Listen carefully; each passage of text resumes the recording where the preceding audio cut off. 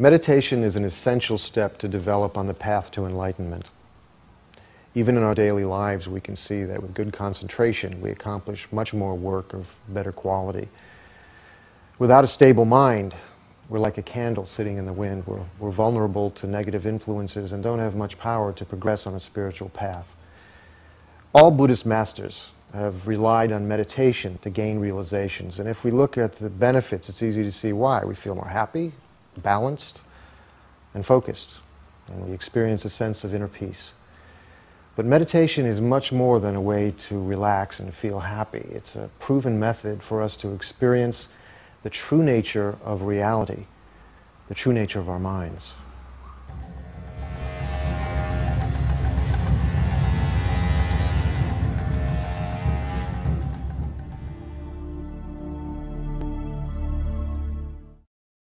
The beneficial results of any positive action that we do can be vast or limited depending on our motivation. And this is just as true of meditation as it is of any other spiritual activity that we undertake. If, for example, our motivation focuses primarily on our own concerns and needs in a self-centered kind of way, then the positive results of this will be very limited. If, on the other hand, we focus more on becoming better persons, able to bring peace and happiness and harmony to those around us, then the beneficial results of this kind of meditation will be very vast indeed. Therefore, at the beginning of this second program in our series, How to Meditate, in which you'll be learning the skills of meditation, it's especially important to generate a positive and altruistic motivation, wishing to become a better person in order to be able to bring well-being, peace, and happiness to those around you.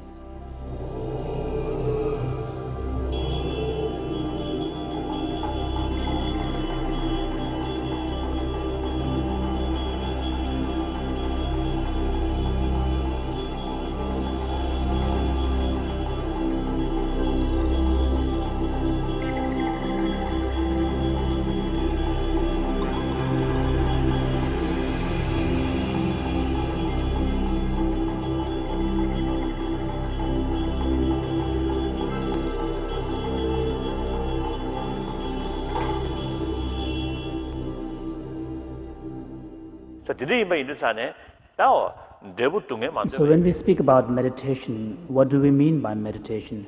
Meditation is a discipline where you cultivate certain familiarity with the chosen object of meditation. Generally, the problem is that in our normal day-to-day life, in our unreflective states of mind, generally we let ourselves to be under the control and domination of our mind, and our mind comes under the domination of afflictive emotions and thoughts. And because of this, then it leads to influencing our states of mind on the whole to be overwhelmed by destructive and negative emotions and thoughts, which then perpetuates the whole cycle of problems, confusion, suffering, and so on. So what are we seeking in our spiritual practice is to try to reverse that cycle so that gradually we will be in a position to take charge of our mind and prevent the mind from coming under the domination and influence of our negative impulses and thoughts. So the way in which we do this is to engage in a constant discipline of cultivation of this familiarity with the chosen object, so that we will be able to gain a certain stability of mind where we have the capacity to place our mind and allow it to abide single-pointedly with a degree of stability upon a certain chosen object. And here, when we speak about chosen object, we are of course talking about a positive object upon which we direct our thoughts and then cultivate familiarity with it, so that in this way, gradually, we will be able to reverse the cycle. And this is the actual meaning and purpose of meditation in the Buddhist context. Therefore, we observe that the process of change that takes place within us is gradual. Similarly, when we are trying to dispel certain states of confusion or misunderstanding or misperceptions with regard to reality. Again, that sort of process of illumination, the process of dispelling, comes through in a gradual way.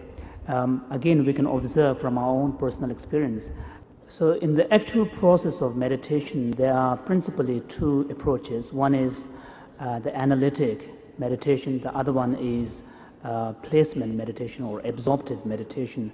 So in a sense, we are all familiar with the practices of analytic meditation and absorptive meditation. So what, as spiritual practitioners, what we are trying to do is to apply this very mechanism which we are all naturally familiar with onto a completely new area in a realm where we do not cultivate such familiarity, the realm of spiritual practice, the realm of enhancing positive qualities within us.